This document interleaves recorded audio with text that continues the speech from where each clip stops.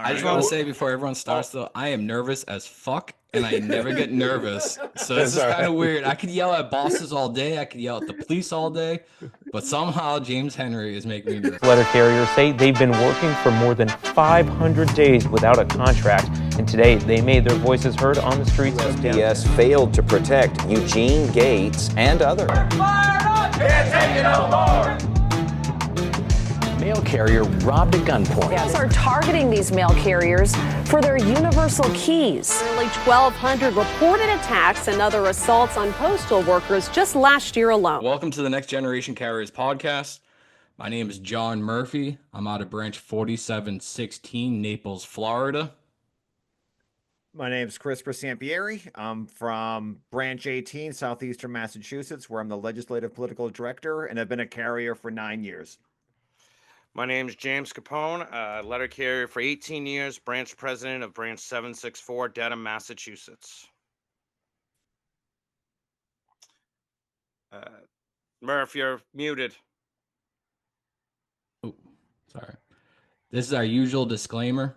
Next Generation Carriers and guests are individual union members speaking in a personal capacity, and they do not represent the views of the NALC, the United States Postal Service, or any other entity that is spoken on this program. Let's please welcome our guest this evening, a 22-year retired Marine gunnery sergeant. He began his career as a letter carrier on February 22nd, 1988, and went on to become one of the first DRT members for the NALC, a teacher for the National Arbitration Advocacy and Formal A class, current vice president and candidate for president of the CLC ticket, James the Wolf Henry. Welcome, Mr. Henry. You've been on a little bit of a run on podcasts lately. I want to thank you for joining us this evening. Well, good evening. It's really, truly good to be here. So, hey, I told you I would, and as I told my man John Murphy earlier, if I say I'm going to do something, you can set your watch by it.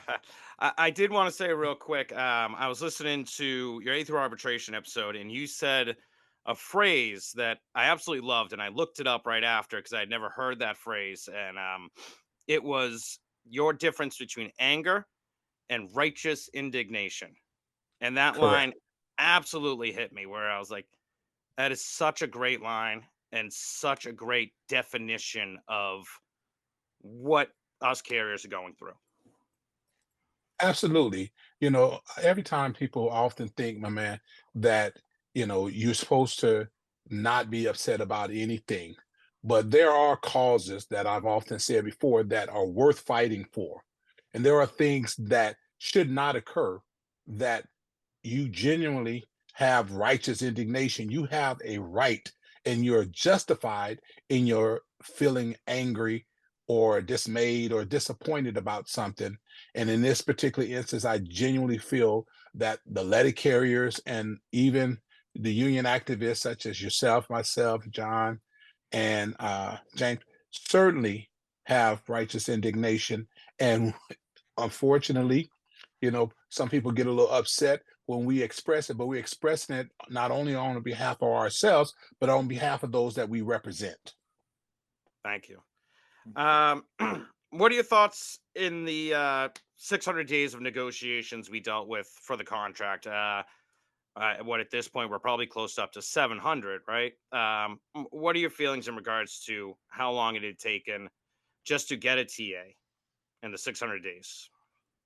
Well, unlike most carriers, I feel the same way, that the process should have continued on. You know, there is a manner in which there is a lot of moving parts that come into play when you are doing negotiations. But I do believe that we've exceeded that part and that line, if you will, and that things should have occurred, in my view, prior to now. And as you indicated earlier, I'm speaking on my behalf because I want everyone to know that I was not part of the negotiations, and so was not majority of the officers. You know, primarily, as the president indicated, that he was the one that did majority of the negotiations. So whatever was involved and how long it took, I'm sure he has his reasons for saying there. But this is somewhat a little unheard of about it going this far, at least at the minimum, unusual. And I do believe that we should have kept the process going earlier on. If the Postal Service wasn't willing to meet our demands, and at least from a reasonable standpoint, because negotiations, there is some give and take. All right. No one is saying that, you're supposed to come out with everything that you want, but there should be a baseline of what you are expecting, and such as a living wage. And in this instance, I do not believe that letter carriers were offered a living wage. I don't believe in givebacks. That's what was occurring in this particular potential or proposed tentative agreement. So I know there are some questions regarding that later on, but that in and of itself is, I'm believing that we had went in and knowing that what we were attempting to achieve, and if the service was not offering that to us, then at that point we should say, okay, then we'll see you in arbitration, win, lose, or draw. Now, so you've been vice president since 2022, I believe, correct? That is correct. So this is the second rounds of negotiations you've been through. You were through the last contract? No, I got Okay. appointed by Fred Rolando in May of 22. Okay, So after. this is my first rounds of negotiations as a resident officer. Okay, is your impressions that in the past it had been more open and with the executive staff, or has it always been this way where even with Rolando and Bob Young and, it was kept as their thing and they didn't talk about to the executive staff during the process? I'm assuming you meant Bill Young, the Bill Young, yes. president Sorry, Bill Young, yes. previous to him. From what all indications in my discussions with some of the executive council, they were more kept in the loop and were more informed than what had transpired this rounds of negotiations. Okay. And well, what did you feel about the contract when you saw it? What were the key points that you felt were missing? Obviously, we know a lot of people didn't like the pay. I think the pay is expected, that we weren't happy with it. And the CCA, I think most of us want them to be put to a full-time staff. Besides those two key issues, were there any other things that really stuck out to you that really were an issue with you? Absolutely. In addition to those two issues, when you start talking about the lifting of the overtime cap, that management can just say, hey, you're allowed to volunteer however much time you want to work, but here's the caveat to that, which most letter carriers did not know, or if they perhaps didn't pay attention, or even some of the advocates, that it indicated in there is that if you were to volunteer, that you then are volunteering to work an unlimited amount of overtime. There still was no, well, you can work in excess of 12 hours, or you can refuse and not be subject to discipline. But if you work in excess of 12 hours, it then left it up to where management could then say, hey, you're going to work 18, 19, 20, or they're going to give it to whoever their friends are, because there was no more equitability as it relates to that issue. Yes. So in addition to the lifting of the 12 hours, then you had the office time give back that I just thought was not, that was a misstep in my view on our part. I don't know why we would do that.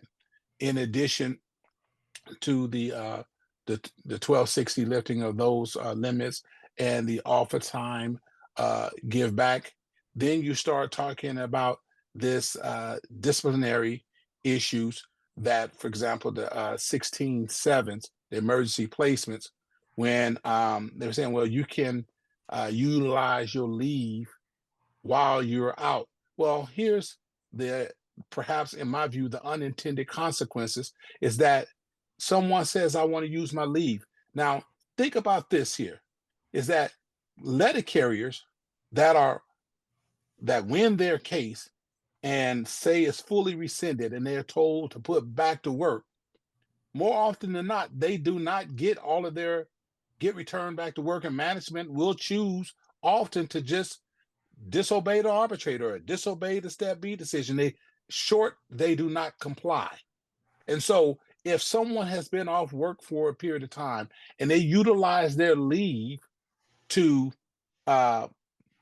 bridge their lack of income while they're off unjustly, and then they come back to work and say they come back, say, the 4th of July week, and they say, you know, I was scheduled to take leave there, but I exhausted it due to the fact that I was unjustly put off. I need to go ahead and take this time off, and I need to get paid for it. And management says, well, you've exhausted your leave, but you exhausted and it was without just cause. I should be placed on administrative leave or something in the interim until you make my back pay back in here. You can take it back then, but I should get it back. Or So yeah, have a grievance process to win it back as part of the process that it was unjustly. Now I can grieve to win it back. right. So you follow what I'm saying? I mean, Yeah, does that make any sense to you? not at all. I And I gotta wonder, with the office time you mentioned, you're 100% right.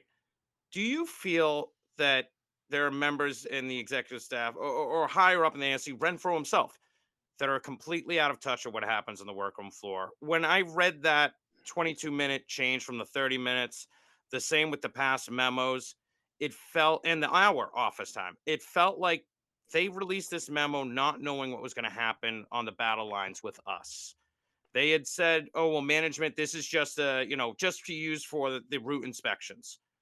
But anybody who'd been here long enough would know the next day management was going to come out and say, oh, no, your union agreed to an hour office time. Your union agreed to this. Does it feel like they're out of touch and not understanding what it is like on that workroom floor with the way these bosses can be?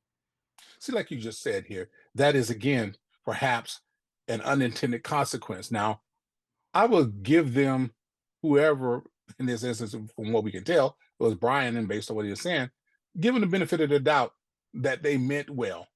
But what is the story here is that when it comes down to it, I said in the previous podcast, and I've said it in classes before, people do or don't do things for one or two reasons, either because they don't know or they don't care.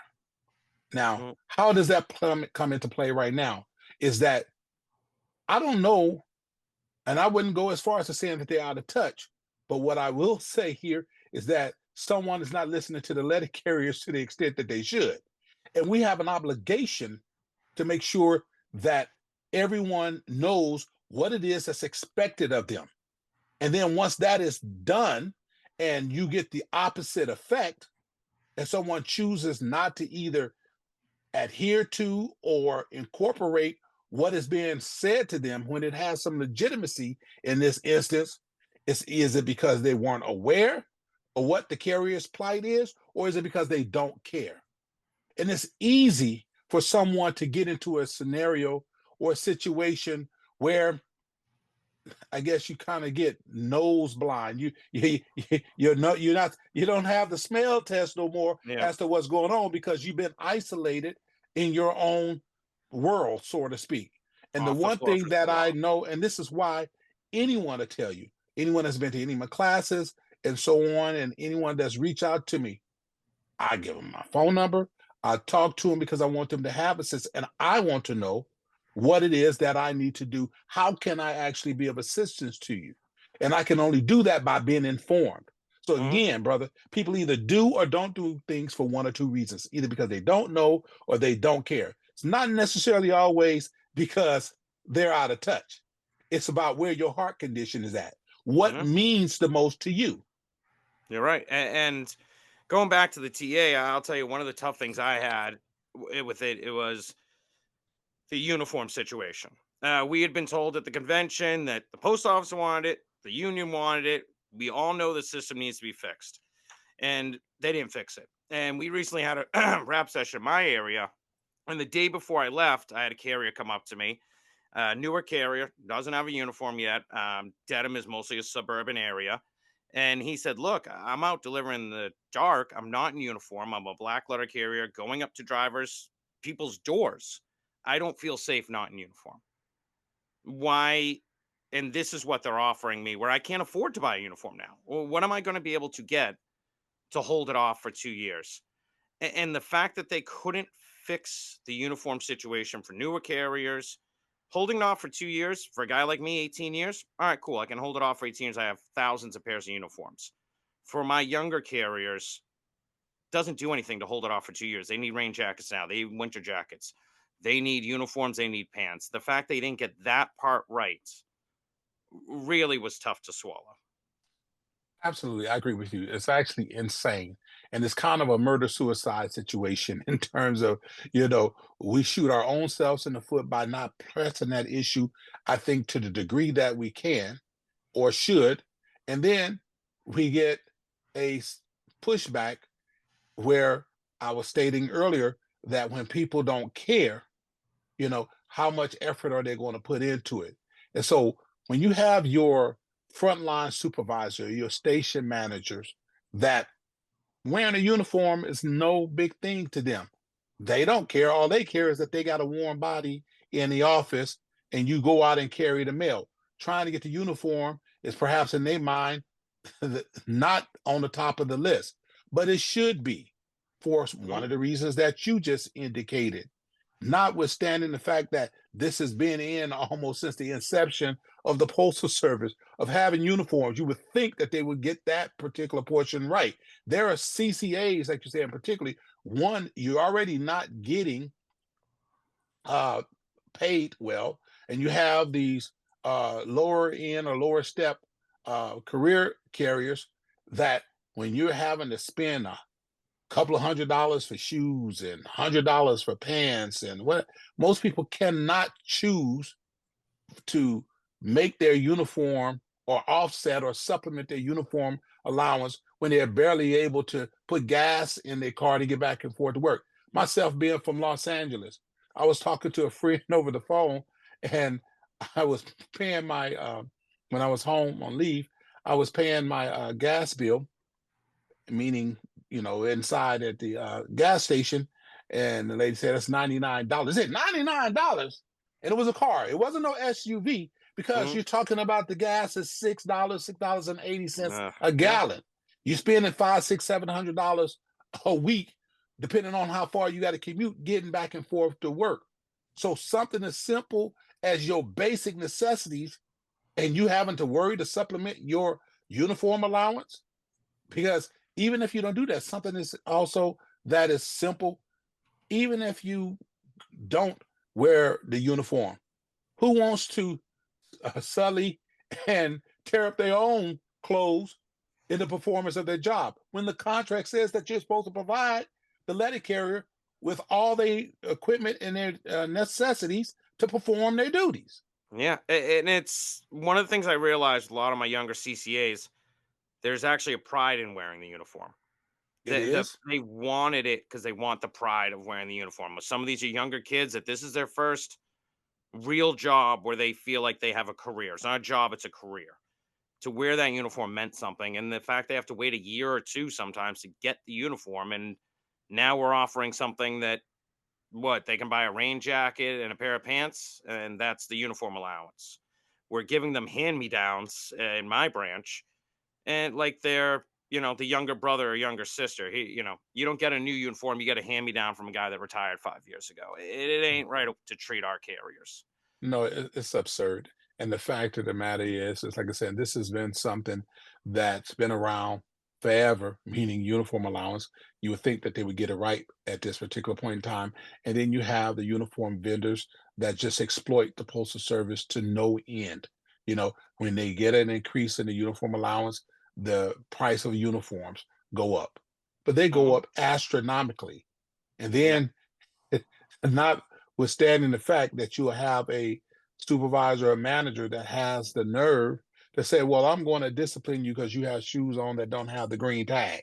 Or, you get where I'm coming from? You don't have non-slip shoes on. Well, I can't afford to pay for the non-slip shoes. If you got to pay that out of your pocket, it's, buy the uniform out of your pocket. It's crazy. What did you like about the TA? Were there any parts of it that you did like for your last wrap up on the TA? Well, what I did like is that it still had colas, but conversely, I did not like the fact that it did not have full colas for everyone. Which the clerks have had. Correct. Pretty much so. The thing is that when it comes down to a collective bargaining agreement, I want to speak in general terms. We as letter carriers are exceedingly blessed to have a collective bargaining agreement. I know there are some that are huge proponents of striking and so on, but the average worker in America does not have an area of redress. They literally can say, hey, you come to work, we don't like individuals that have a blue t-shirt on. Now, what am I saying? You have a blue t-shirt on. It's as arbitrary as that I'm going to let you go simply because I don't like the way you look. So those kind of things cannot happen with us, particularly once you pass probation. So I'm very grateful that we have a collective bargaining agreement, but our collective bargaining agreement is a living, breathing document. It should be adjusted and adapted to our current circumstances that we have. And going forward, that's the one thing that we had to keep. And that is above all, perhaps what maybe I did not like the most about the collective bargaining agreement, that it was not commensurate with our actual times and with our needs as a letter carrier right now. It did not represent the environment that we have in our work place, on the workroom floor, nor our personal lives and being able to have a living wage. It just did not pass the smell test for me. Mm-hmm. Yeah, and you're right. John, if you got a question. Yeah. So we're, for the folks that don't know, we're here till 9 p.m. Eastern time. We have 1 hour left. We kind of structured this as a Q&A. We just heard, for the people that are just joining the chat, there's 24 people in the Zoom chat right now. Where we just got over the segment of Henry debriefing about the 600 days of the tentative agreement. Going forward, we have three formats of questions. We have questions that we've asked Mike Caref. That way we could compare the answers and other folks can compare the answers. And then we have questions that are from ourselves, Chris, James, and myself. And then we have the end portion is questions from our coworkers and from the audience. People have been emailing us, and we've been going around our offices asking folks for questions. So it's the 7:50 mark. We're going to move into the questions that we asked Mike Caref. So the first question that we asked, and James, we're going to ask you is, as we see with this tentative agreement, still ignoring paid paternity leave, what are your thoughts? Well, I can tell you my personal thoughts, and I may think that it more than likely is in line with the average letter carrier, is that we should have paid maternity leave. Why? Is that, as I was just saying to my man here previously, is that we have to have our collective bargaining agreement as a living and breathing document. It has to adjust and adapt to our current circumstances. And what is the current circumstances as a whole, say, opposed to 30, 40, 50 years ago, is that you have more and more single family homes. You have more and more women that are the breadwinners and have to take care of everything that they do, and they cannot afford to be without pay. And this job as a letter carrier is a strenuous job physically and mentally. And they cannot, the last thing that they should have to worry about is, am I going to still be able to pay my bills? So one ends or means to that end is making sure that they have a sense of security and peace of mind, is ensuring that there is maternity leave. Now, obviously, you have to have the other side that agree to it, but that is something that I think should be more and more pressed. And I don't know for a fact that it wasn't, because again, I wasn't part of the collective bargaining agreement negotiations, but it's something that I feel, that I believe and feel should be a priority. Thank you, Mr. Henry. So what are your thoughts on what are the changes you envision in the NALC in regards to education? What do you see that needs to be done to change in the NALC, and what do you do to present those changes? I know Paul Belanger was recently on, and he had discussed the idea of sending the executive staff out to regions and teaching the classes in the regions comparative to just in Washington, D.C., due to some branches being unable to send people, some people unable to go? And how many intelligent people is the NALC losing because they cannot go away for 5 weeks, or their branch can't afford to send them? Would it be easier to set up a program? Or what are some of your ideas? Oh, with all due respect, that's a grandiose idea, by Brother Paul, to send people, the executive staff, out in the field. But you have hundreds of thousands of letter carriers, and you have thousands and thousands of branches. And, if you were to try and take that approach in and of itself, I don't know to what extent he was talking about to specific branches or to regional. What happens now, currently, what's in place is that there's 15 regions. Most regions conduct, the NBA office conduct regional trainings, in addition to that of the branch officers, and some regions have what they call stewards college. But what I do believe in terms of addressing this need, because education is something that is exceedingly important, is that we need to have a tip of the spear. There was once upon a time, not too long ago, prior to the current administration, a director of education. That director of education position got abolished. I do believe, and should we ascend to the presidency position, we would reinstitute that position of director of education that will be able to formulate ideas, get information in from the field, and be able to disseminate it out there.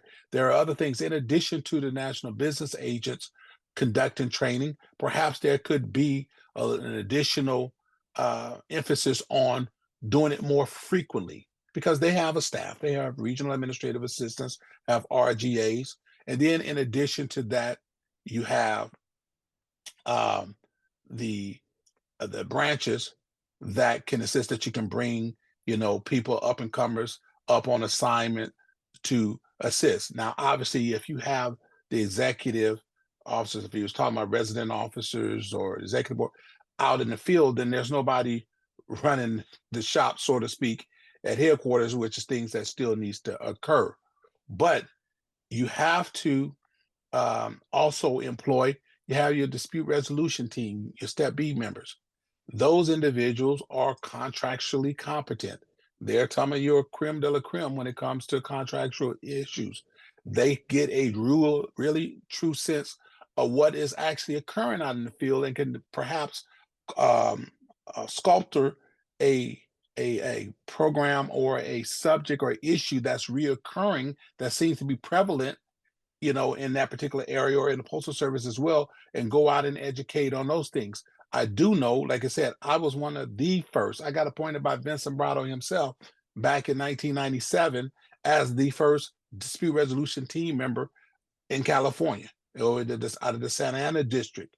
And one of the things, and I oversaw the dispute resolution process and the Step B teams out of Region 1, which covered California, Hawaii, Guam, and Nevada. We had 9 districts and it had 6 teams.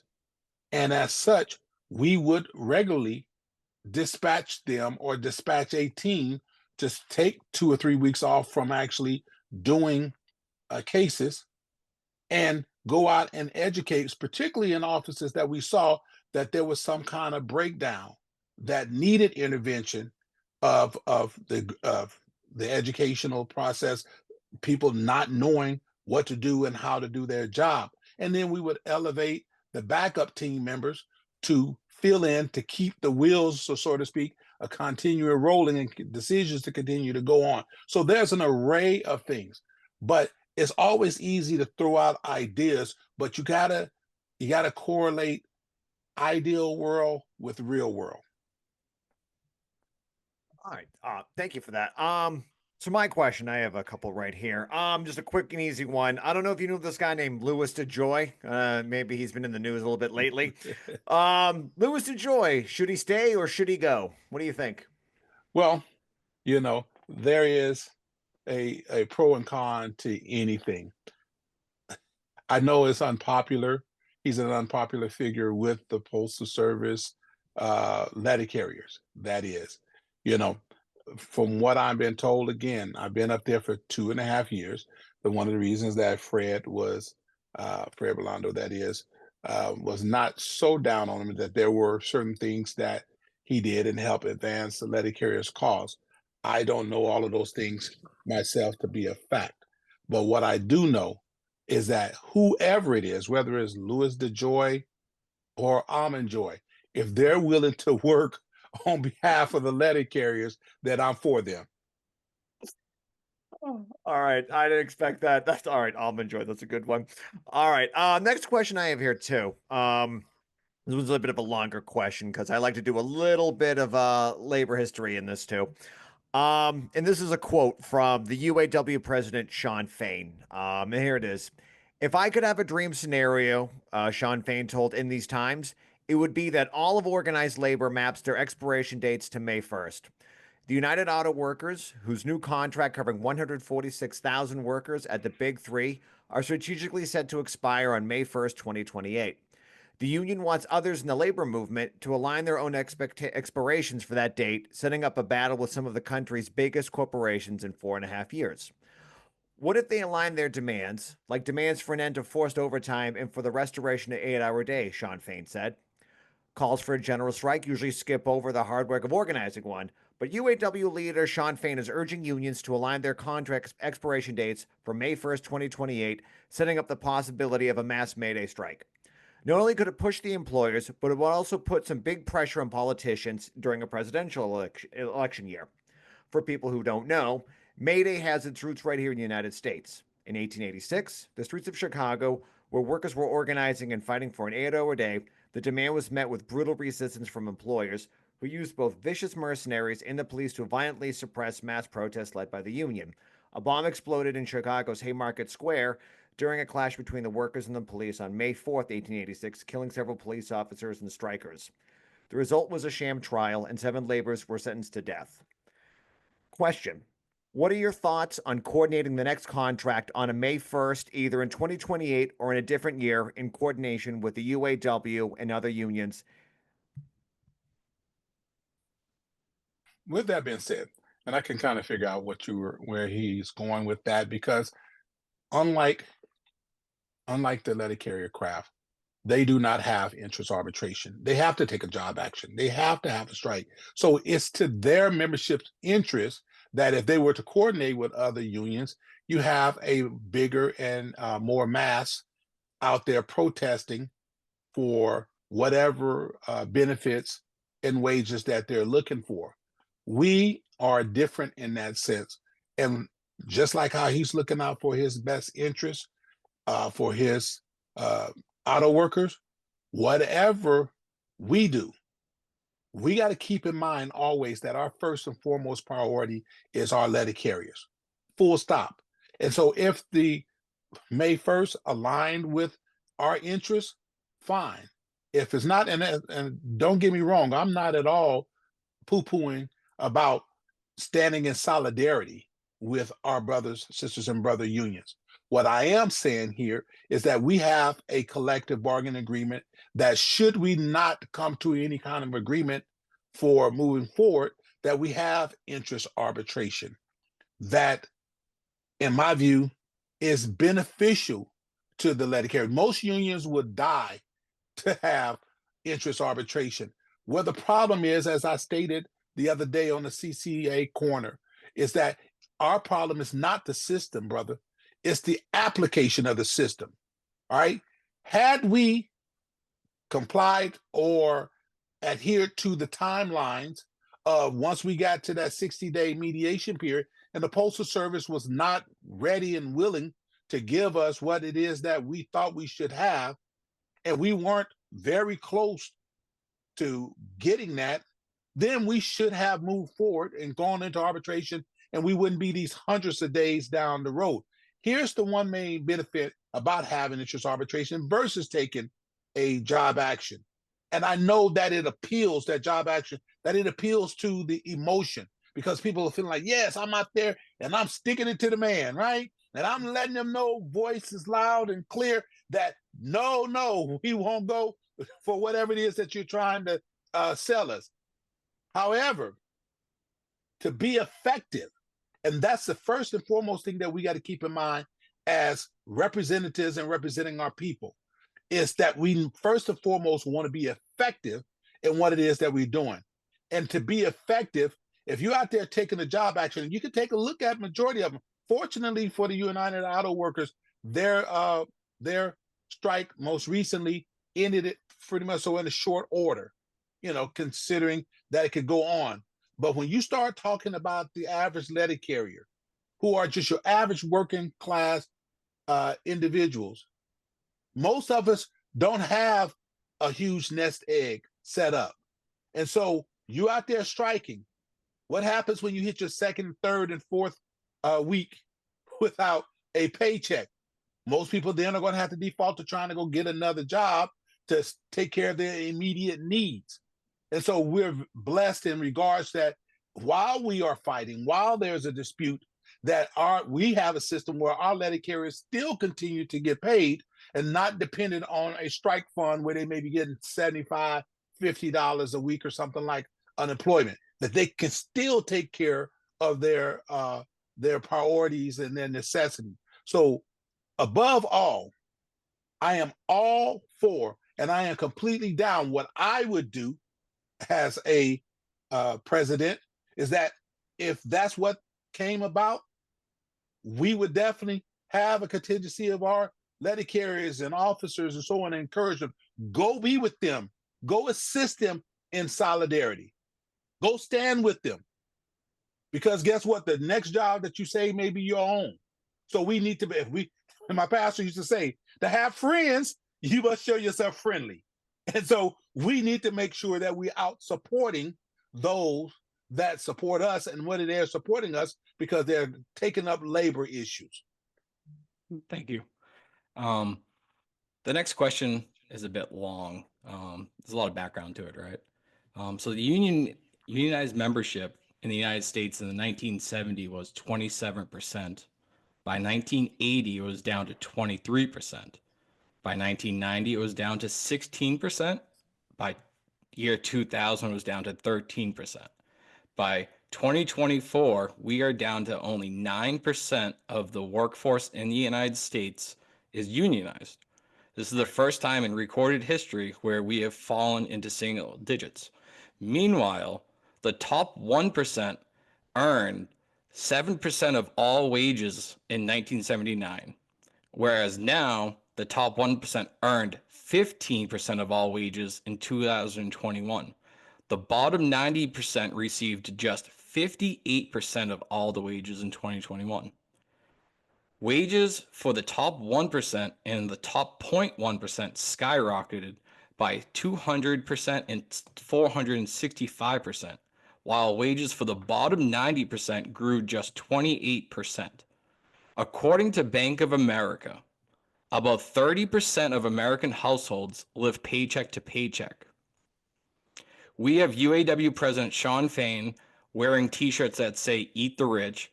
We have SAG-AFTRA President Fran Dresser stating, I quote, "What's happening to us is happening all across all fields of labor by means of when employers make Wall Street and greed their priority, we have a problem." So my question is, how would you as NALC president address the growing income inequality in the United States, it being one of the largest labor unions in the United States? You know, even though that was a long question, it's not very complex, brother. What it really comes down to is that you have to have individuals, that I was saying earlier to the previous question about those that support us. This is where our legislative efforts come into place, making sure that we have individuals in Congress that support working class issues. You know, it sounds very kind of routine when you're saying that you want to support individuals that make sure that you have a roof over your head, clothes on your back, and food on your table. Well, everyone that's there in Congress don't necessarily subscribe to that theory.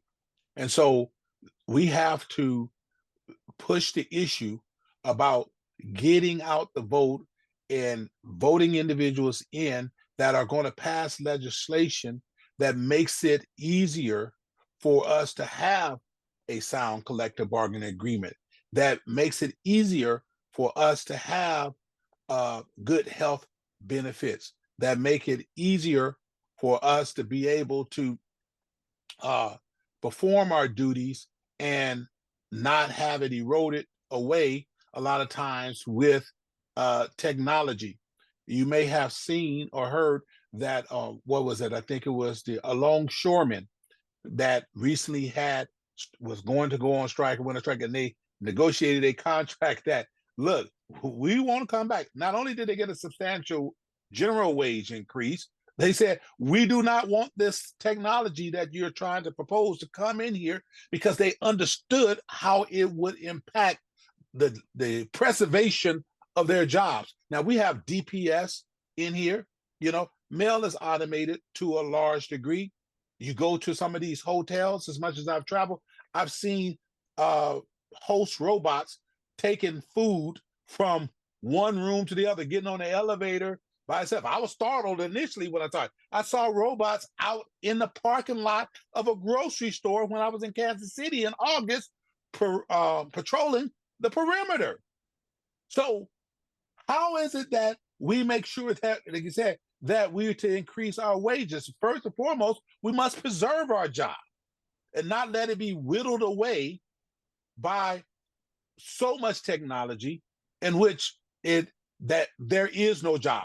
So the one thing that we got to keep in mind is we have to preserve our job. When everyone call up. Now, I don't know exactly how old you are, Brother John, but I do see a little gray in your beard. And so you may have a couple of years enough to remember when there was a time you could call in any particular business and you were greeted by a person on the phone. Now you got to hit all these prompts. You can't even go to McDonald's and order food without AI asking you for your order. We, above all, as letter carriers, cannot take our job for granted. And we have to do everything that we can to preserve it by ensuring and codifying our collective bargaining agreement with some type of safeguards, in addition to making sure that we get people in Congress, because you remember also this brings it right back to the square center of the road, when you have individuals that was trying to privatize, and they still trying to privatize the Postal Service.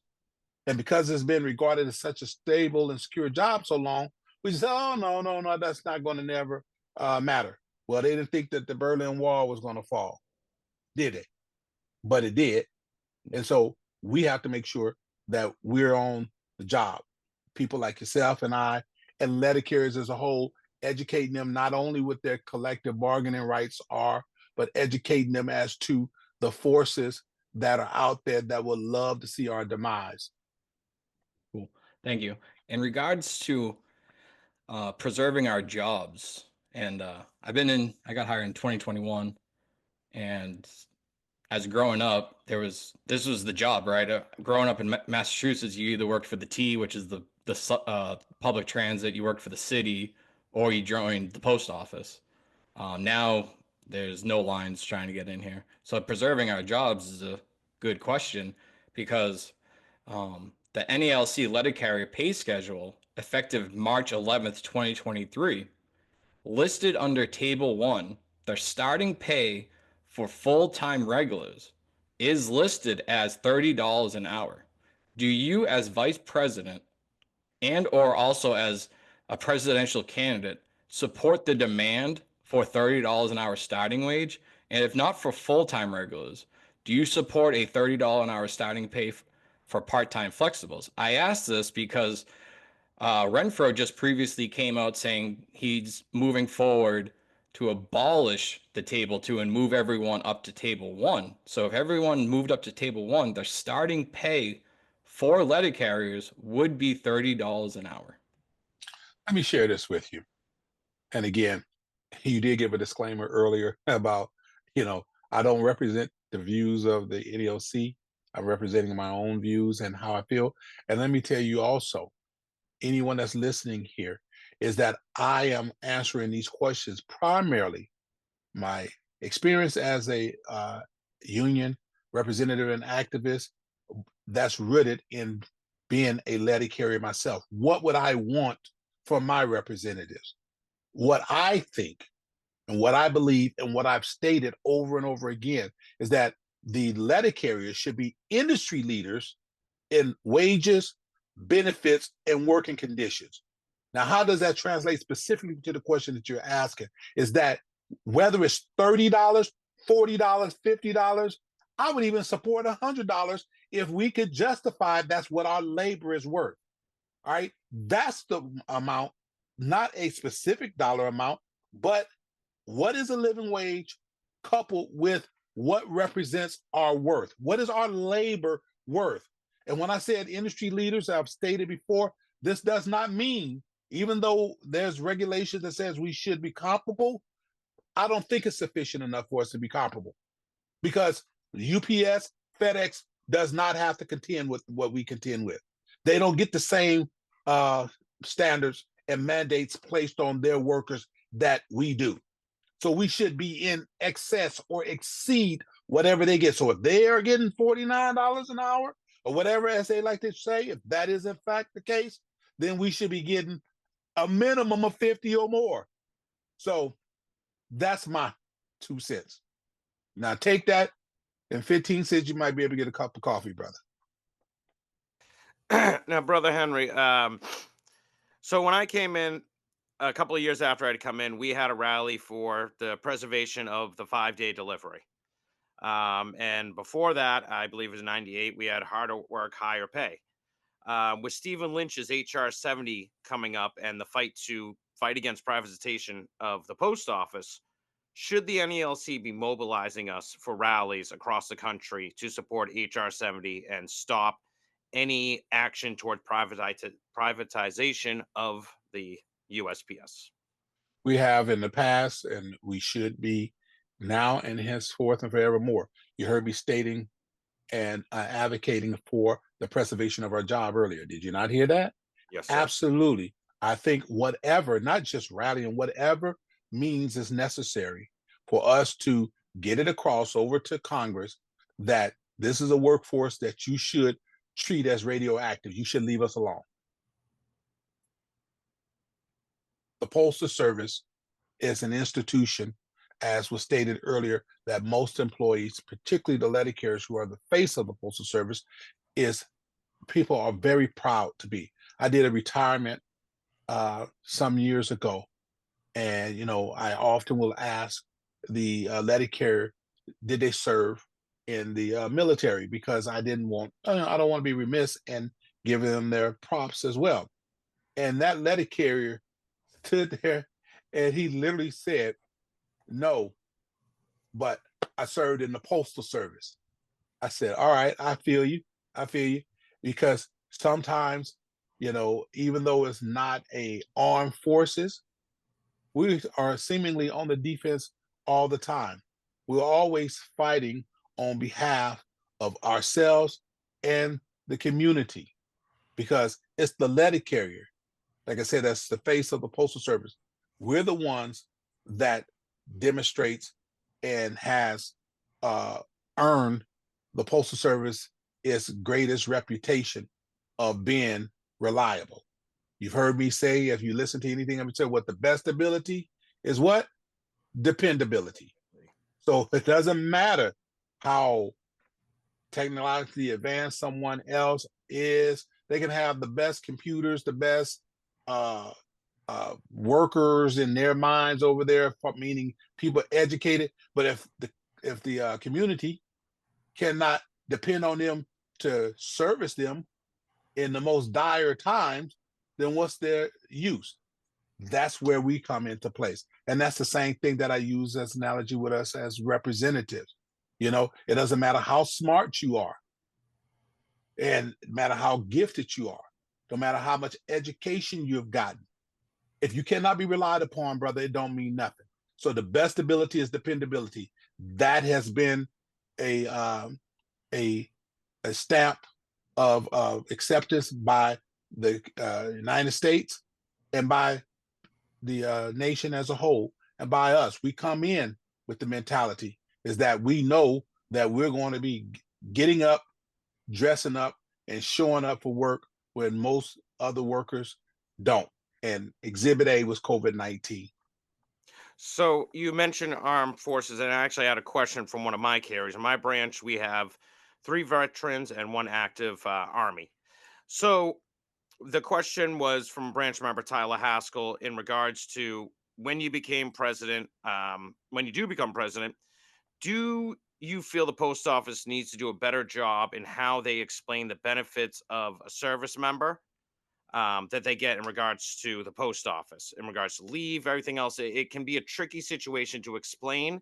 Is there anything that you feel the NELC can do to make that more simplified and easier to explain to those members, and that the post office has a better job at doing this? We didn't even, I think I've heard of most stations didn't have the veteran cards, the veteran pins on Veterans Day that they used to get, that the post office is not doing it anymore. I believe they're sending them to homes, not doing them on the work on floor. Man, seemingly money has come into play and it supersedes everything, whether it's right or wrong. The direct answer to your question is yes, I do believe that the Postal Service should do more. I don't think that a veteran, even just being a veteran myself, I don't think that we could do too much to honor our veterans, right? I just really do not. And the bottom line is here is that the veterans, the Postal Service perhaps has the most largest population of veterans than perhaps any other organization in the United States. And they should be treated with reverence and should be given some love and should get some type of explanation of their rights, because a lot of them don't know. For example, right now, we as representatives, when an employee comes on, the union has the right to address them in the new employee orientation to try and get them in the union, right? That's one particular issue that perhaps maybe we can get addressed in our collective bargaining agreement. Maybe instead of just that hour, maybe we get an hour and a half and we educate our NLC representatives going down there. And when we're doing our orientation at the very onset, help educate them with their veterans benefits. You know, most of them don't know about USERRA, the United States Service Employee Reemployment Act. The fact of the matter is that it entitles you to a lot. And I think that it is shameful for the Postal Service that when you have these individuals, I know technically that once they're gone for 5 years that they can separate them. They used to wouldn't do it, you know. These individuals, armed force members are getting called up, some of them, and being activated involuntarily and having to stay on active duty longer than that they desire, being away from their family, and you come home and you tell them that they don't have a job. You know, it's shameful. So this is why, to your point, and I'm glad that you brought it up, that it's important that we educate them what their rights are. Educate them that before they leave to go off, that, hey, you have a certain amount of time before the job is placed in jeopardy. But how the NLC could come into play is perhaps getting involved with our collective bargaining agreement when it comes to the new employee orientation and expanding that period of time that we allocated to educate the armed force members and veterans of their rights, and we take the time to educate our people so they can do their job. Thank you. Does that make any sense to you? Absolutely, yes. Awesome.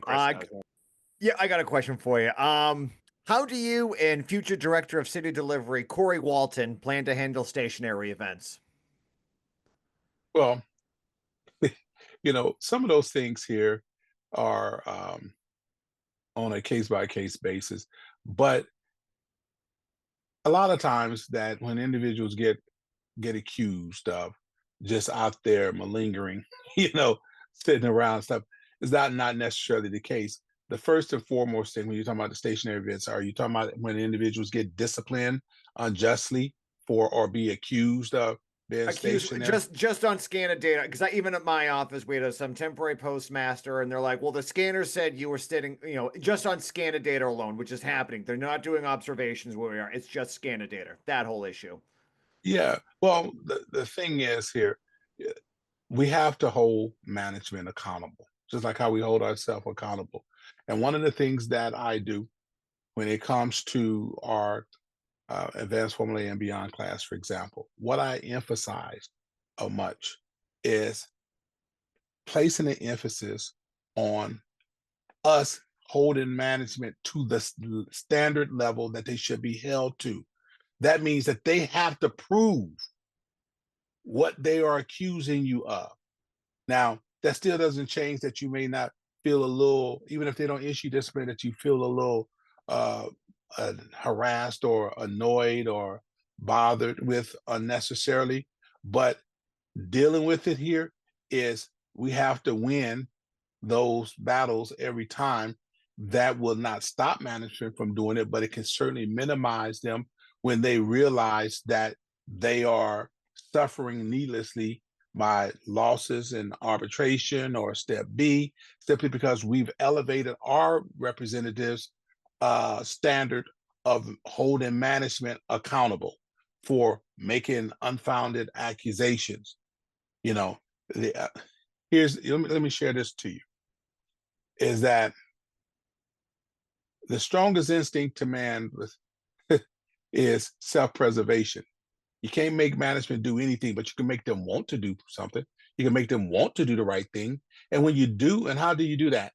Is that you make sure that they know that when they take unnecessary action based on faulty information, that is going to cost them, not only the Postal Service, but it's going to cost that individual some personal time and personal effort expended that they don't want to, and the mirror is turned on them, and that they're being held accountable, because not only will we not ask for that discipline to be rescinded, say for example, should some be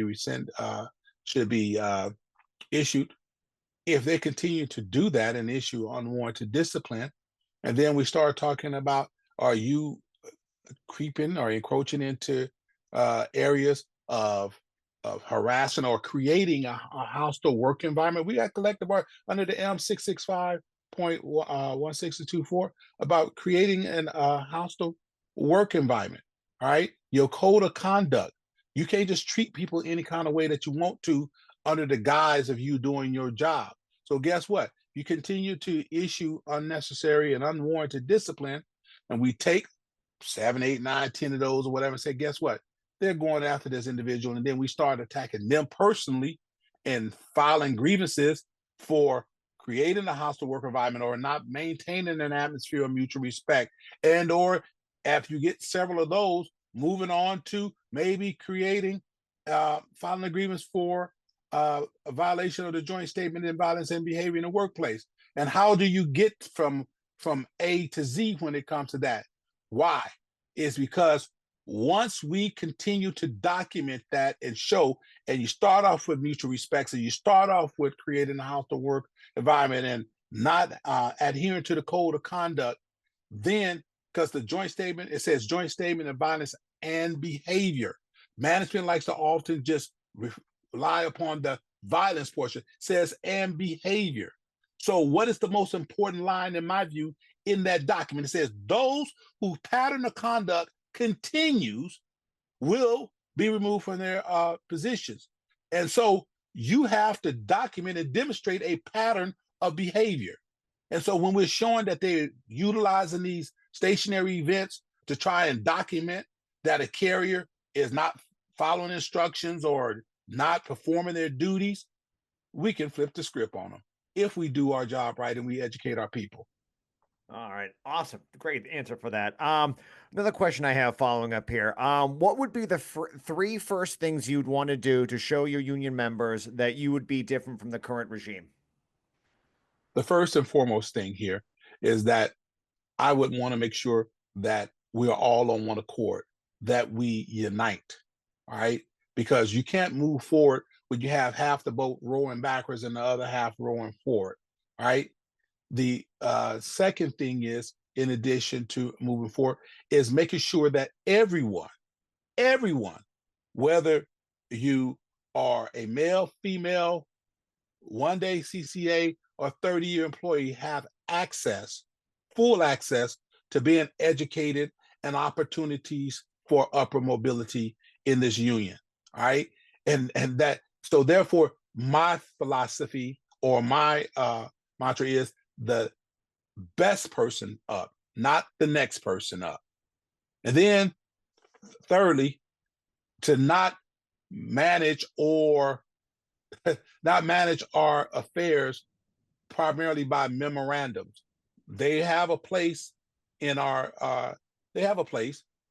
some things in between it, but I think sometimes that we need to spend more time trying to get something in our collective bargaining agreement where it becomes an inherent right upon those letter carriers and our people that we represent.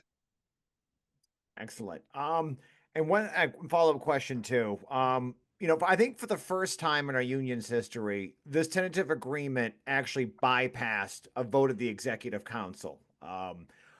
So my question is, are you in favor of changing the Constitution for the executive council to actually endorse it? Because obviously Renfroe just skipped it last time, but would you be in favor of making it a rule that it has to go through the executive council first before the members can vote on it?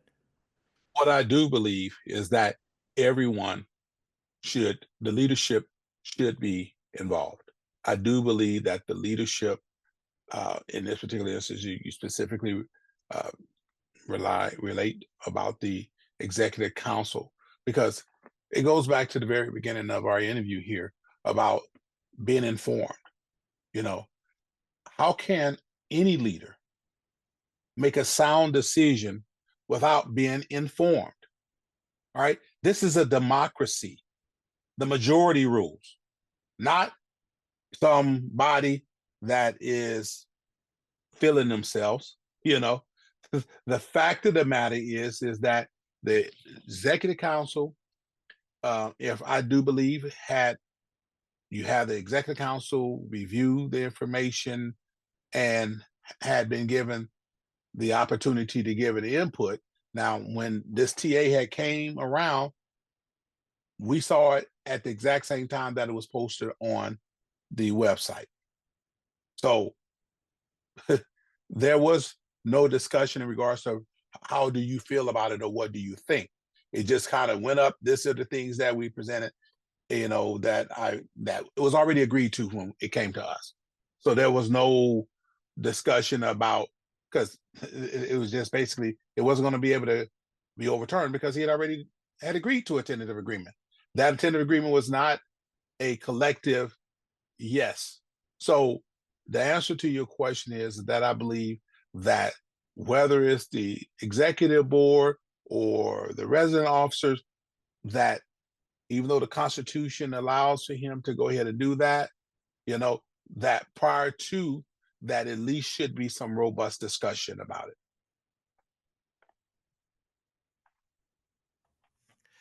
Now, Mr. Henry, I know Renfroe had taken away the grievance duties from you as vice president. Do you mind speaking about how you feel about that?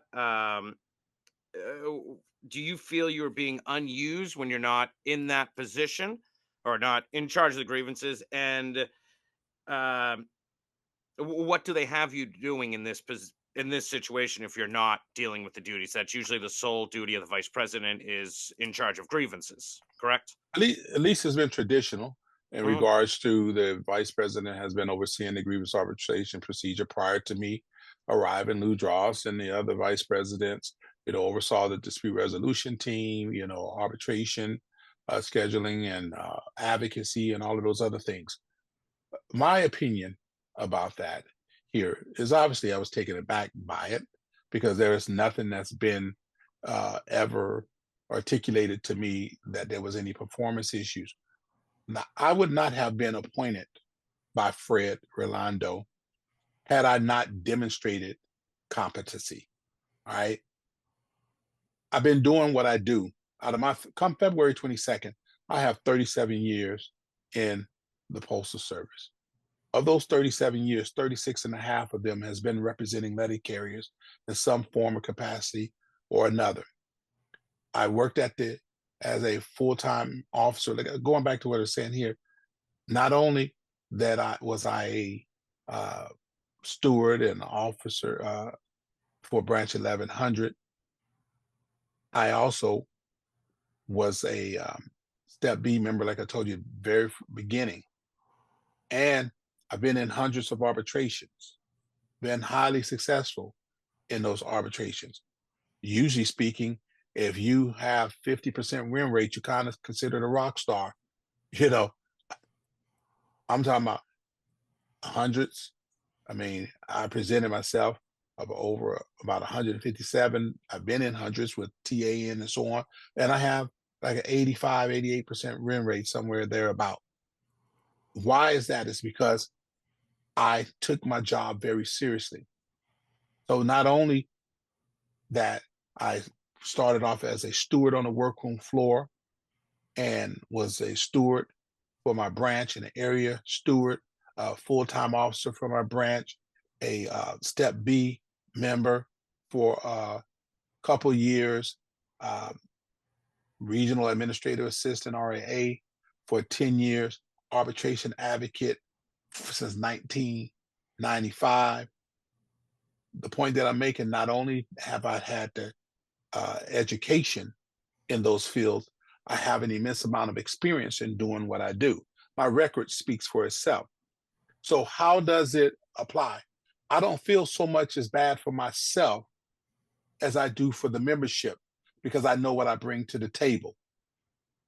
If he decides, I recognize and I acknowledge that he has the authority per Article 9 of the Constitution, like he indicated, to do what he wants to do. He supervises. But me, if I was in that position, no matter how I felt about any officer, about anyone in the NALC, if they're the best person to represent those individuals, if they're the best person to do that job, my duty is to provide for the NLC its best representation. And when you act on personal feelings and not take into account your obligation and responsibility to the membership, then there's a problem. So I feel more, and it's not just me, the Director of City Delivery, Chris Jackson, who is a route inspection guru, been doing it for longer. He's got 40 years in probably. His duties was taken away from him. And there is just, it is kind of mind-boggling because the membership suffers. So don't fret or feel bad for me. We feel bad for the membership because we both bring to the table what is necessary for the benefit and representation of the letter carriers. Perfect. Thank you. Cool. I'll jump in. I have some spicy questions. I'm going to quote APWU President Mark Davenstein in his November 18th, 2024 article called "No Easy Victories, The Struggle Continues." He states, "No anti-worker law can deny workers our inherent right to withhold our labor, as witnessed by the historic 1970 Great Postal Strike. The reality is that without the hammer of no contract, no work, and the legal right to strike, management has little pressure to get the negotiations done by the expiration date." My question is, as a worker, what are your personal thoughts on strikes? And as a president, as a future president of the NALC, should the membership have the right to strike? Well, as you already know, that it's illegal for the Postal Service for us to strike at this particular moment. All right. And should there be a need to do so, the membership feeling that that's something that would have to have legislation passed for that to happen. So I can hypothesize all I want, because it's not just about us going in and trying to do a collective bargaining negotiations on it. That's something that requires the passing of a different law.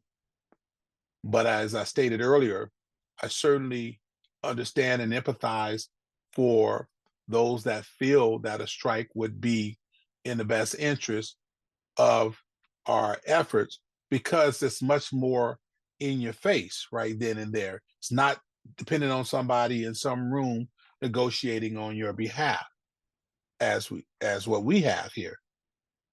There are pros and cons to everything, brother. They said the strike, yes, you can go out on strike and you're not out there getting the job done. But above all, you're going to be without pay. You're going to be having to, how many people are going to actually be that committed if it takes a year from now to achieve what you want to? Now, some would say, well, hey, it's taken us 2.5 years for where we are here. Again, it's not the system, but the application of the system. So if that's something that we could get legislation that occurs, that opens that door, then those are bridges that we will cross at that particular point in time. But as of right now, it's not even an option, because we can't even negotiate that. All right, cool. Because this kind of leads into current events in my next question. President Trump's actions in the past week at the NLRB gutted worker rights by depriving the NLRB a quorum and removing top lawyers with deep agency expertise who defended the agency's mission to support workers. At the 71st NALC Convention, I believe that was in 2018, a resolution called Combating Trump Administration Policies was passed. What are your thoughts on the Trump administration's attacks on the working class, be it OSHA, the NLRB, and the Social Security Administration, and all that? Should NALC dedicate resources and funds and mobilize its retirees to unite with the AFL-CIO and fight back? Let me share this with you. And this is something a little that we alluded to earlier. Remove Trump from the equation. It doesn't matter whether you have a D in front of your name, or R in front of your name, or I in front of your name. What matters here is that we have someone that is working in contrary to workers' interests. It doesn't matter whether it's Trump or whoever. Elections have consequences, right? And this is why it's important that we get people in there that support letter carriers. Previously, before we got unhatched, you had to have cooperation from both sides so you could get your issues passed. But now, once we got unhatched, it seems that people gravitate more to a personality or to an individual versus what your issues are. So if you have the right issue, people will rally behind that, because whether you got a D or I in front of your name, you're going to advance those concerns because that's the issue. So in terms of dedicating NALC funds, we have a political action fund. It's not our dues. And so it doesn't matter, like I said, with your political affiliation, it should be going to whoever those political action fund who's representing our interests. My primary concern is that of the letter carriers and as workers as a whole. So we do now, and would, if I was the president, dedicate whatever our political action funds permit to assisting those that assist us.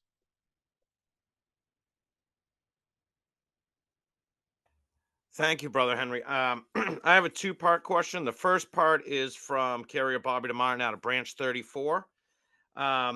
It was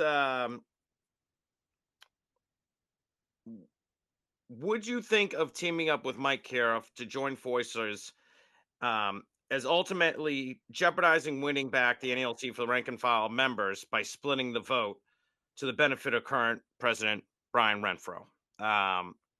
Do you concern yourself with splitting the vote, and would you ever be for combining the tickets with Mike Caref? Here's the story. Not the story. I'm not going to go off the story. I know that's been well-read book. I support anyone to make their own decision. Democracy isn't just when you agree with it. At the onset, Mike was part of the CLC. He chose to go on his own way. God bless him. That's his right. So at this particular point in time, we are waist deep in this campaign and doing whatever. And so you can never say never. I'm going to always do what is in the best interest of the letter carriers. That's my first and foremost goal. I don't have any disdain, dislike, or anything for Mike. He chose to do his right. That was his right. That's his right to do so. So, you know, I just need for everybody to understand it wasn't, nor is it a issue on the CLC part. He decided to run on his own. And again, God bless him. And that's the main thing is in this fight that we're all fighting, we need all the big dogs at the top. And that's the main thing, and you guys working together. Along with that, has your ticket discussed a vice president or executive vice president, and who are looking at those positions on the CLC ticket? Well, yes, I have had discussions, and I do have some individuals that are in play for those roles, but at the present time, you know, it would just not be would not be wise at this specific moment to disclose who those individuals are. We can't get it out of you. Yeah, but I will tell you this here: we, the CLC, will have a ticket. We'll have a slate. Perfect. Thank you. All right, cool. As we're going into the questions from our coworkers and emails, we were sent a question from like a letter carrier in Puerto Rico. The question is, how are you going to deal with the excess of HCR routes in Puerto Rico when management unilaterally created too many routes, assigning a lot of new growth to HCR? For folks that don't know, HCR are subcontracting routes, and management did not comply with Article 32. Well, let me share with you. Did I not say earlier that I've done oodles and oodles of arbitrations, right? And just before I came up to headquarters, you can look this up. In Reno, Nevada, the Postal Service did exactly what is being described here. And I was assigned to be the advocate because of my experience. And out of Reno, Nevada, back in 2007, the Postal Service unilaterally abolished 12 full-time regular assignments and replaced them with HCRs.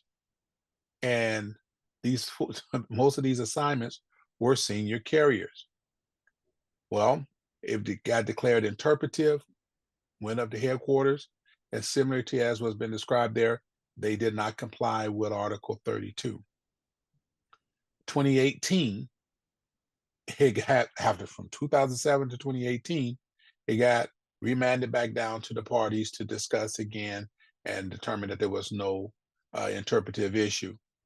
2020, I ended up going before Arbitrator Hutt on that matter. And we had probably, I think in the neighborhood, about 4, Arbitrator Hutt, Lumley, 4 different hearings on that matter because the Postal Service would not comply. So I say that to say that I'm all too familiar and experienced with that.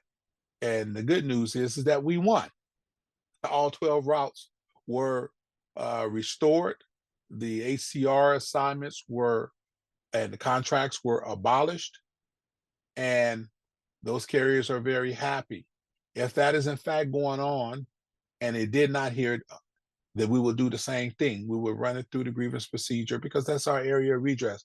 I know most letter carriers would like for the union representatives to go put management in the headlock, because they just will not. They don't even put up a colorful appearance half the time to comply. But the same thing is here is that falls on Puerto Rico is in Region 15. I don't know if the business agent or if there's grievances that's already filed on that behalf. If it's not, I would highly encourage that you file a grievance, get it ran up the system so it can go through the grievance procedure. And if it has to get before an arbitrator, so we can get those assignments put back into our craft, because the service will just do whatever they want to do in some instances, because it's financially and politically expedient for them at the moment. But that doesn't cause an emergency on our part. So we need to make sure that we put up the fight and address that matter. Cool. Thank you. A question from a coworker, branch 4716 in the 16 zone, which is in the East Naples office that I'm in. As we've seen with Eugene Gates, as we've seen with the wildfires and with the ice and the snow, right? The question is, why does NALC not organize aggressively for hazard pay and other safety protocols? There have already been resolutions approved at previous conventions talking about establishing hazard pay once we hit the street. Going forward, would you be interested in aggressively bargaining for something like this, so in case another COVID does happen, we are actually essential workers? Direct answer to that is yes.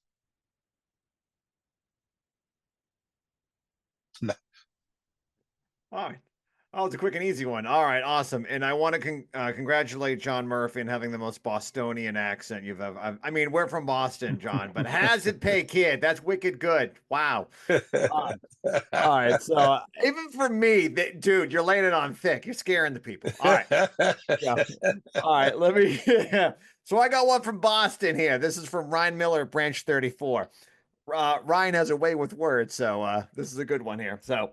The greatest weapon a union has against management is its membership, and our national leadership refuses to recognize, organize, and mobilize us into the immense power we would hold if we held the line together.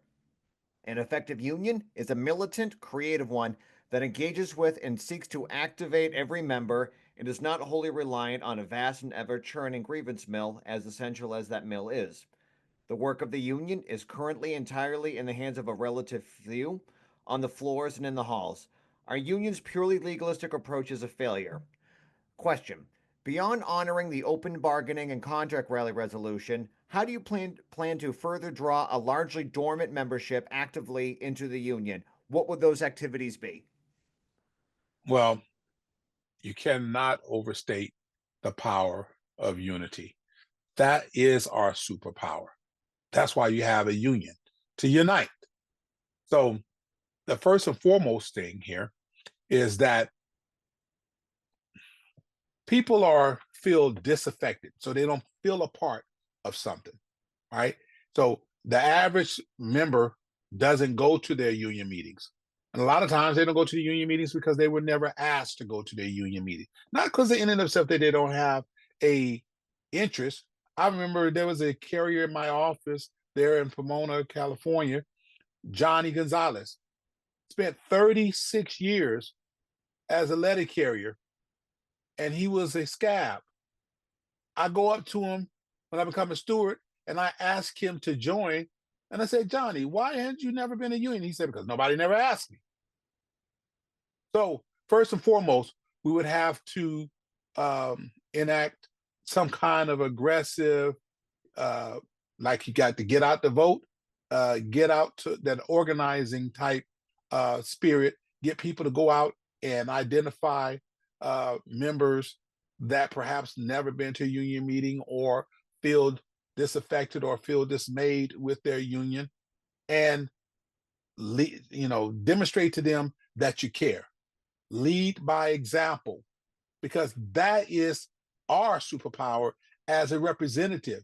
Me being a military man, you'll charge that hill with the machine guns blazing if the sergeant or the lieutenant is out front and you believe that they're doing it because they feel that this is their duty and what has to be done. And so what am I saying here? Us as union representatives, we have to be out front. Us activists, we have to be out front. We have to lead by example. We have to go to the union meetings. We have to show up at the events. We have to come to the workroom floor, do station visits, show them that we care, not just when it's election time, coming around when there is time to ask you for your vote. You need to get out there and mingle with the people, find out what's going on, develop a relationship with them, not a rapport, a relationship, letting them know that you genuinely care. And that is only done by action. I say to myself that I found myself, even though I am in this job, I am exceedingly blessed to be in this job. But I don't consider myself no better than any letter carrier out there on the workroom floor. I put my pants on one leg at a time, just like everybody else does. And when people know, as my grandmother used to say, that what comes from the heart reaches the heart. If they know you genuinely care and feel for them, and you there, going back to best ability is dependability, when they call and you return their call, when they ask for assistance and you go down there, that doesn't mean that you're going to always be able to achieve the end that they're requesting, but it should never be due to lack of trying. It should never be due to lack of trying. And so that's how you get people involved, and that's how you get people in. I could go on a little further, but I know we're on a time crunch. Show them that you'll be willing to fight for them. Absolutely. There's a question from Keith Riley in the mailroom, branch 764. You know what I say, brother? Yes. You know what we say in the Marine Corps? Fixed bayonets in charge. Hell yeah. Once the TA was voted down, why didn't the NALC reach out to its members to find out what issues in particular they were upset with that caused them to vote no? Going into second round of negotiations without the pulse of the members is reckless in my humble opinion. Well, and I can understand an individual feeling that way, but there's multiple layers to this. And this is, again, where it goes about educating our people, and people have been involved so they can be educated. I'm going to give you a capsulized version of how that is. The individual that's asking the question, I understand why they feel that way. But first and foremost is that the membership gets its say as to what is to be negotiated. How so? Because they present resolutions at their branch meeting. The branch then takes it to their state conventions. Then the membership vote on whatever those resolutions are. Then if it's voted up, then they're taken to the national convention. Once they get to the national convention, the delegates vote on yes or no. This is an issue that represents the desires of the and demands of the membership. That is what's supposed to be presented in the at the bargaining table. Now, from my understanding, I think I've seen some text that I guess they are sending out random texts to certain carriers asking them what they think about it. But here's what the Constitution says, is that the second round of bargaining, and you can read this on page 53 and 54 of your NLC Constitution, is that the second round of bargaining is not to exceed 15 calendar days. That includes weekends, everything. 15 calendar days. So to be able to take all that information in, say from 280,000 letter carriers, and try and interpret it is a daunting task and virtually possibly impossible, I think, within 15 days. But from what I'm seeing, and I know for a fact, that because President Renfroe said it as recently as yesterday, they sent out random texts to people asking them what their thoughts are. In my view, to what degree is it going to really have an impact when you have 15 days maximum? And at the end of that 15 days, what happens per the Constitution is that if there's a tentative agreement, a second tentative agreement reached, then a ratification is supposed to go, a ratification vote is supposed to go back out to the field. If not, no tentative agreement reached, then it proceeds to arbitration. Most of us thought the texts were a scam anyways and didn't answer them. So that was the beauty of that system. Yeah. Hey, James, I know you said 9 p.m. But If we you have need two some people. ex- if We you have need two some people. extra time, John. We have two people in the chat. We have two people in the chat wanting to ask you questions directly. One's Ed, who was a former coworker of mine in Naples, Florida. Now he's up in Fort Myers Beach, enjoying the beach life as a letter carrier. Would you mind taking a question from him before you go? I can. All right, let me unmute Ed. He said he has his daughter, so hopefully it's not in the way. All right. Let me ask to unmute. Oh, it's not working. Oh, did it work? Yep, Ed's unmuted. All right, Ed, you're live. Oh, no, Ed. Okay. All right. Moving on. Yeah, because I do have to get back. All right. But yeah, if you want to plug the CLC, this would be a good time. And if there's anyone still listening to this that doesn't know who James Henry is, let's do an end. Go for it. well, first and foremost, I got to tell you, this is my first time interacting with you brothers. And I got to tell you that I thoroughly enjoyed it. And I say that with all sincerity. It's not figuratively speaking. I thought that it was a well thought out interview, and that it was a representative across the board of people's interests. Myself, I pride myself on being dependable. What did I say at the beginning? I said to you earlier when I was talking to you on the phone. You know, I am in travel right now, and I had made a commitment to be on here. And I said, and if I give you my word, and anyone, I've been around for 37 years, like I told you, you can talk to somebody that's known me 37 years or 30 days. If I tell you I'm gonna do something, you can set your watch by it. The reality of it is that I think that us as leaders in a leadership structure, whether you're at the local level, the regional level, with the NBA office, or resident officers, is that we have to have our people's back like vertebrae. We cannot concern ourselves about the preservation of our particular job because, as I stated on CCA Corner, we're not blue bloods. We were not born into this position.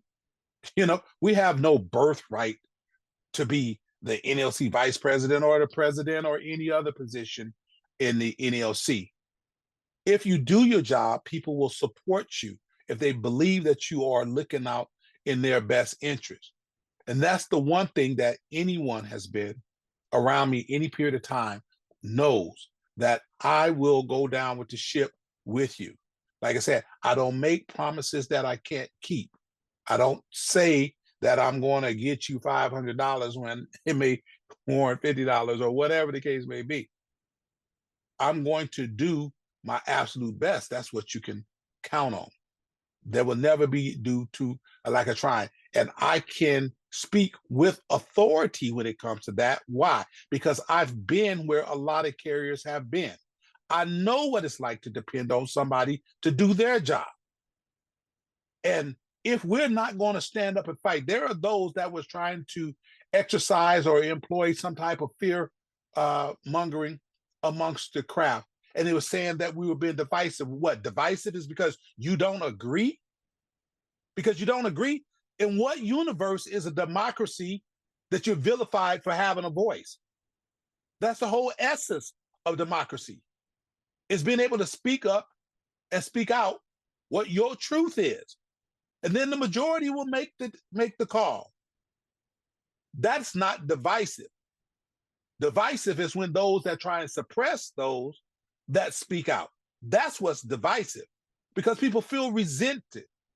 resentful for you vilifying them, when all they're trying to do is be a active, engaged member in the NALC or any organization that you have.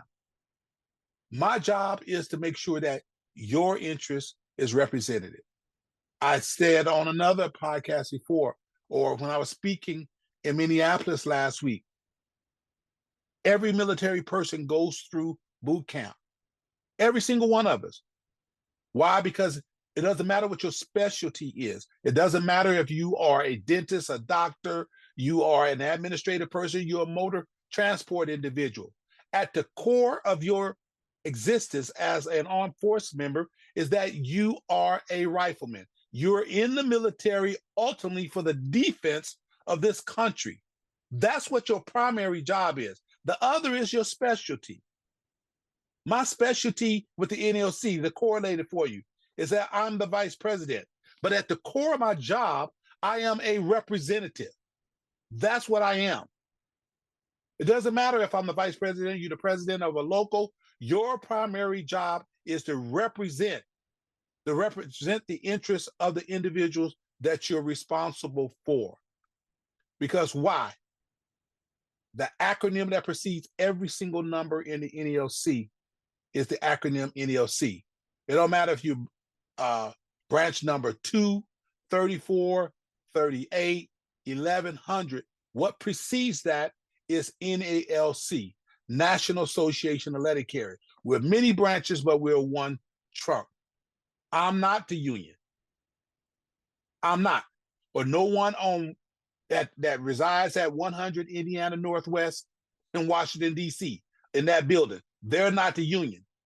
Any one of you that are presidents, sergeant of arms, and legislative representatives in your branch, you're not the union. You're just representatives of the union. The union is that rank and file member that's out there on that workroom floor every single day. Every single day. That is who the representative is. The individuals that get up and place their all on the altar of sacrifice. When they get up and sacrifice and leave their family, that's wondering, what are we going to do? Because I have no house to go back this afternoon because it got burnt down. Those who get up and sacrifice themselves and leave their families to go out and do their job because they had to send family to other states because a hurricane has come through and wiped out the whole area. Those that get up and sacrifice that, when a couple of years ago, when you had snowstorms that came through and people lost heat and their family having to stay at home and you out there slodging in the middle of the winter in 3 feet of snow. Ask them who the union is. They're the unions.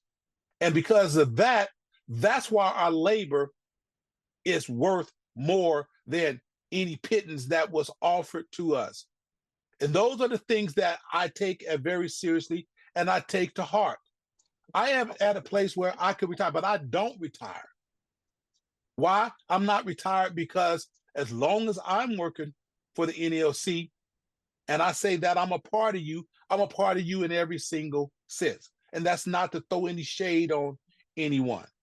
But the bottom line is that we are one, and I encourage each and every one to band together, to unite around are you still there, John? Yes, he's still there. Yeah, okay. I encourage, and I'll end with this. I want to encourage every single individual, every letter carrier, to band together around the overwhelming majority of the NLC members that says that we deserve and demand more. I want you to pray for our leadership that we do achieve a collective bargaining agreement that's worthy of our letter carriers' devotion and dedication. I am not, even though I'm running for president, I am not rooting for the failure of anyone, because to do so will be rooting for the failure of the letter carrier. It doesn't matter who gets the feather in their hat. That's not what it should be about. It should be about making sure that we are taken care of. So with that being said, I want to say thank you. I humbly accepted your invitation to come on tonight. I'm appreciative of it. And for those of you that have not done so as of yet or unaware, for whatever reason, of the CLC, the Concerned Letter Carriers, go on concernedlettercarriers.com. You'll find that's a website, and you can click on all our social medias. Right there, we have Facebook, we have Twitter/X, we got Thread, we have YouTube, we have Instagram, we have them all. We invite you to do so, and scroll down when you get on there to endorsement, and where it says endorser/supporters, and please endorse and support, so you can put your information in, so we can have the opportunity and the ability to continue to be able to reach out and communicate with you. But the bottom line is that this is a reform movement. This is not about any prestige.